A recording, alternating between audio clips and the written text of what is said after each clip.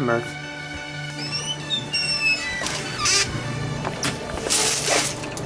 Come on. You coming out?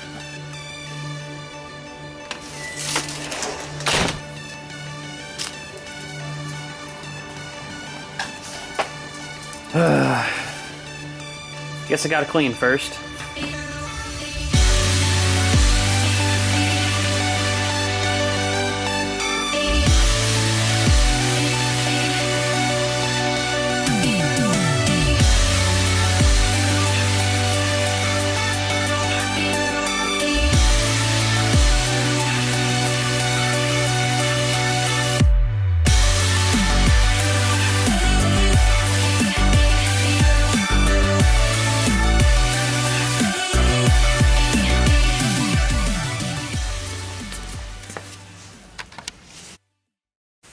Finally, welcome back to a new video. I know, where have I been? Well, let me explain. So if some of you all recall in my last video, I mentioned that the reason for that video being late was that I had some things going on in my life that required just a little bit more of my time.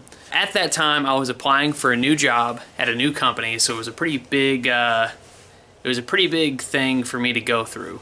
Well, since that video, I actually got the job, which I'm super excited about. It's a little bit different than what I've been used to, but I feel like it's going to be a pretty big step in my career. So I'm super excited to be working with this company. With that being said, I'm currently going through training, and with training comes a lot of travel. So I've been all over the country. Salt Lake City, Bloomington, Indiana, Columbus, Ohio, different cities in Kentucky, and I'm probably going to be going to some more states and cities as well. So needless to say, with all that travel, I don't have nearly as much time as I want to devote to the AE86.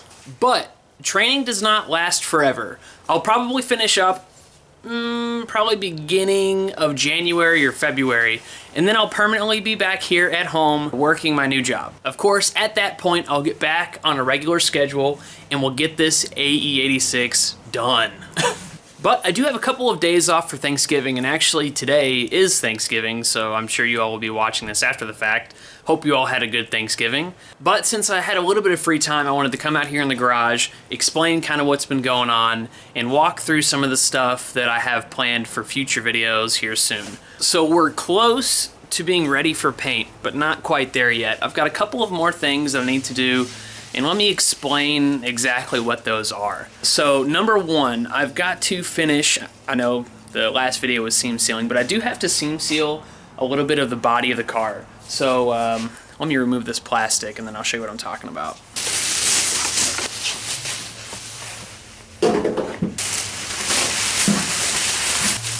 Gosh, so much plastic.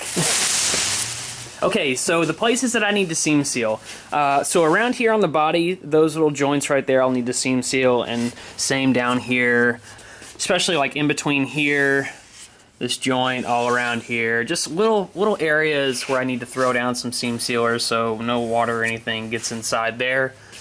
So finishing up a couple parts on the body with seam sealer is a must. I've got to do that before I move on to the sanding process. And once all of the body is seam sealed, really big point in the build, I'm going to be taking all of the body panels and actually mounting them back onto the car. Getting all the gaps right, seeing if I need to do any sort of modification to get them to fit correctly, because again, these panels have been off the car for a very long time now. I think the trunk was one of the first things that came off of the car, and that came off a couple years ago. So I don't think I'm going to have any problem with like warping or anything like that. I've pretty much kept them straight, haven't stepped on any of these things or banged them up against anything. So they should fit pretty well, but I won't know until I actually get to that point.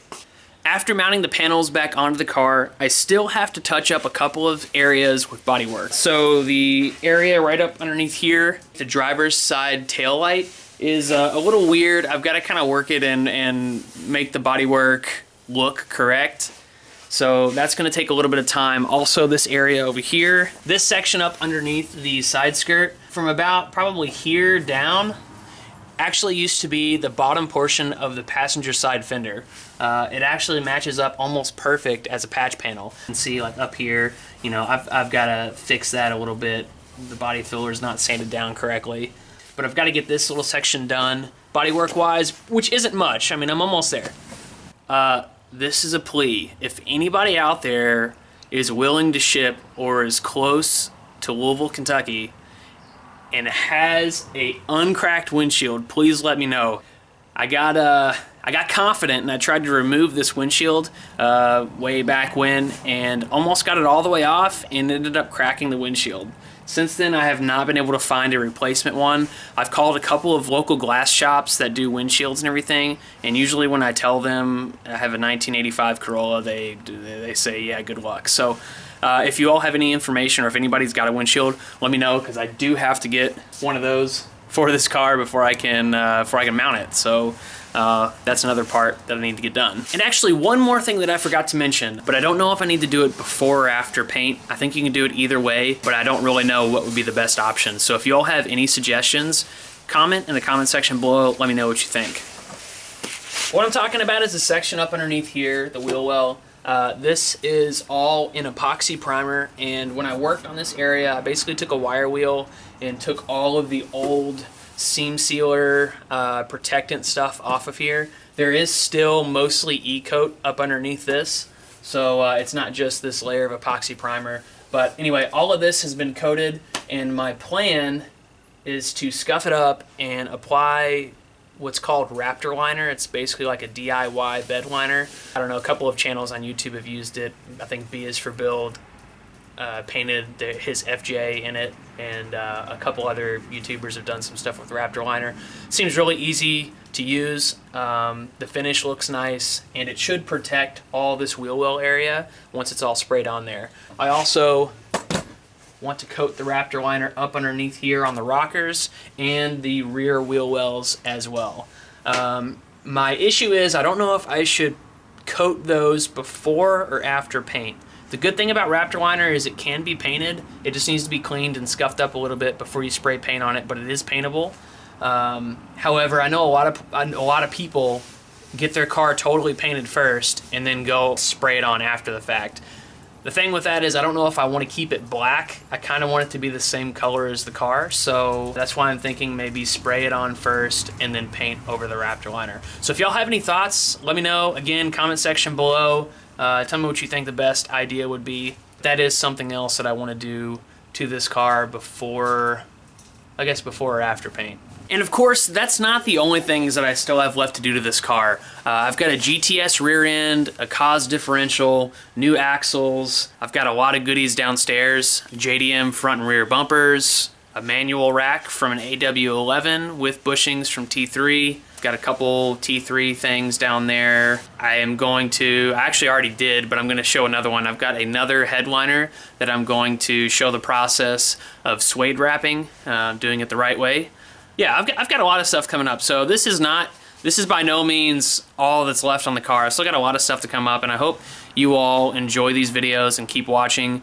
So again, with all that being said, don't worry. The AE86 will get done. It's just probably for the next maybe 2 months or so. Progress is going to be a little slower than usual. And of course, I want to thank all of you all for sticking with this channel, even though I have not been posting very regularly. I really appreciate the support. I love all the comments you all leave.